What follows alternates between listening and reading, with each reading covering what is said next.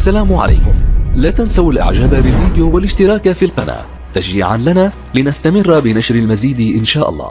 نبدأ بالصلاة على رسولنا الكريم محمد صلى الله عليه وسلم، فصلوا على خير البشر.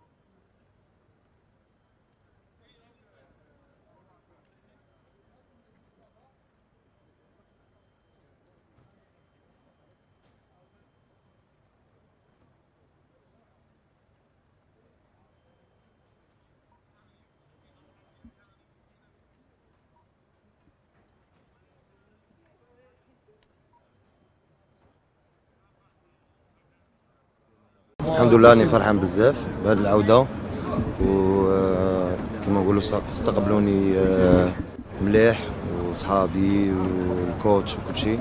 ان شاء الله راني واجد ان شاء الله باش نفرح الشعب الجزائري اللي وقف معايا، ونحط كل شيء ان شاء الله باش نفرحهم ان شاء الله. بالنسبه للمباراه اللي صعبت اللي تناقض بوتسوانا، كيف تشوف خاصة تلعبوا المباراه الاولى على الساعه 8 مساء؟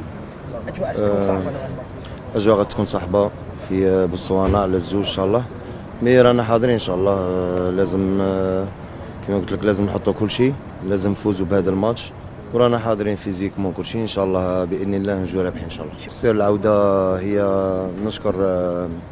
نشكر الترجي التونسي، نشكر الرئيس، ونشكر كل جمهور الترجي التونسي اللي وقفوا معايا. الحمد لله خدمت، وان شاء الله راني واجب باش نفرح الشعب الجزائري تاني. رساله للانصار الجزائري راهم يستناو فيك على نقول الانصار وقفوا معنا، وان شاء الله نفرحوكم ونكاليفوا ان شاء الله. Mon sentiment, c'est une immense fierté. Franchement, c'est un honneur d'être sélectionné en Algérie. C'était un rêve depuis tout jeune, donc je suis très content. Et puis j'ai bien été intégré, donc encore plus content. L'ambiance elle est top, franchement, c'est un groupe assez jeune et il y a un mélange de jeunes et d'expérience aussi. Franchement, c'est un groupe qu'on voit qui sont habitués à jouer ensemble et qui sont souvent ensemble. C'est une bande d'amis, donc je trouve que ça se passe bien. Ouais, franchement, je l'ai attendu. C'est un rêve, comme j'ai dit juste avant, c'était un rêve. Et voilà, alhamdoulilah, aujourd'hui je suis là, donc on va tout donner, Inch'Allah khair. Mon impression, on verra ce que ça va donner au Botswana, mais ce sera une première pour moi et j'ai hâte de voir ce que ça va être. Comme j'ai dit là-bas, il y a une grosse ferveur en Algérie et j'ai hâte de voir ce que ça donne à domicile. Inch'Allah, on verra au Botswana comment ça se passe, mais hâte d'être au match contre le Mozambique, Inch'Allah.